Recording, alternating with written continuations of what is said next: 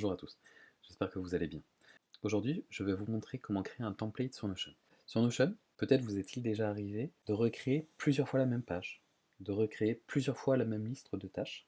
Peut-être que je vais garder ça stocké sur Notion quelque part et à chaque fois je vais faire un duplicate. Je vais faire un copier-coller de ce que j'ai fait, comme ça je pourrais le réutiliser dans par exemple d'autres réunions ou dans une autre journée avec des nouvelles tâches. À chaque fois donc vous devriez faire un copier-coller ou duplicate. Une autre bonne pratique sur Notion, ce serait de créer des templates. Donc je vais vous expliquer comment créer des templates.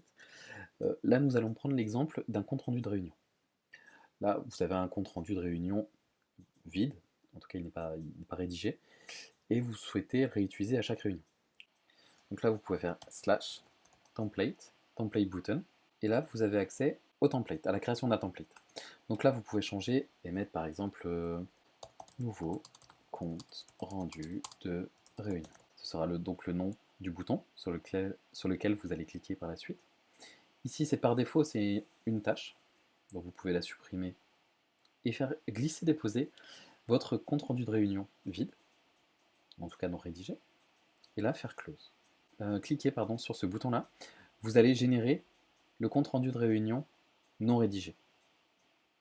Par exemple, je clique et vous allez aller directement dedans, sur le nouveau compte rendu de réunion rédigé. Donc là, mon premier compte rendu de réunion. Et là, vous pourrez revenir sur la page précédente. Là, vous avez vu, il y a toujours le bouton de template, et là, vous avez un compte rendu de réunion. Donc c'est bien celui-là que nous venons de rédiger. Et là, si on reclique dessus, c'est mon deuxième compte rendu de réunion. Il faut revenir sur la page précédente, et là, vous en avez bien deux. Donc là, effectivement, ça pourrait être bien de donner un nom, premier, par exemple. Et donc là, c'est le deuxième qui a été créé. Et comme ça, à partir d'un template, vous pouvez créer autant que vous voulez de nouveaux comptes rendus de réunion.